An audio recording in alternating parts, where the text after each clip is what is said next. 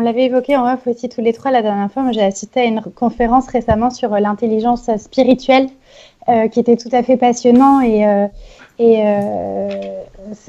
c'était Romain Cristofini qu'on peut retrouver sur LinkedIn. Il a écrit un bouquin sur l'intelligence spirituelle que j'aimerais bien lire bientôt.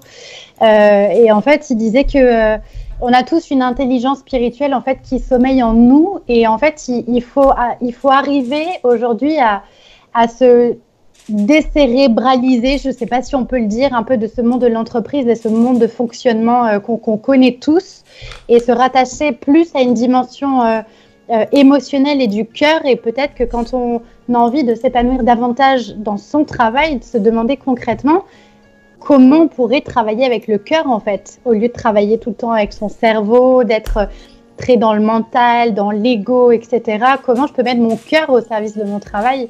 Et peut-être que sur les questions de reconversion, ça pourrait aiguiller. Qu'est-ce que j'ai envie de faire, que je pourrais faire avec le cœur, au-delà de tous les enjeux de salaire et financiers. Voilà, c'est quoi qui me fait vibrer avec le cœur, en fait, et comment je peux mettre ma vie professionnelle au service de ça.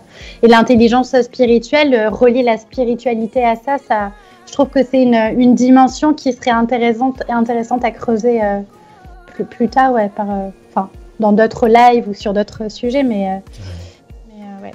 Je te remercie d'introduire ça parce que vraiment, la notion de spiritualité, c'est un mot qui fait peur. C'est tellement connoté religion, c'est tellement connoté dogme et perché, etc., qu'on en oublie le sens profond. Alors je pense que chacun aura son sens, mais l'impression que j'ai, c'est que la spiritualité, c'est plus une invitation à aller au contact de soi, de qui est-ce qu'on est. Et quand on se connecte à ça, au final, on se connecte juste à nous, à travers la spiritualité. Et c'est important.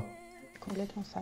Ouais. Et je te remercie de le mettre en évidence parce que clairement c'est ce que j'ai envie de proposer avec les lives des routes. C'est clairement ça, que chacun puisse se dire, toucher sa spiritualité sans même en avoir conscience, juste en se posant des questions sur soi. Est-ce que je suis bien là où je suis ? Comment je pourrais faire mes choix ? Et qui je suis en fait ? Et comment je peux être utile au monde aussi ? Comment je peux contribuer au monde de façon positive et juste pas être là pour être là et travailler pour travailler, mais c'est quoi ma contribution au monde ? Qu'est-ce que j'ai envie de laisser comme trace sur Terre dans ce que je fais ?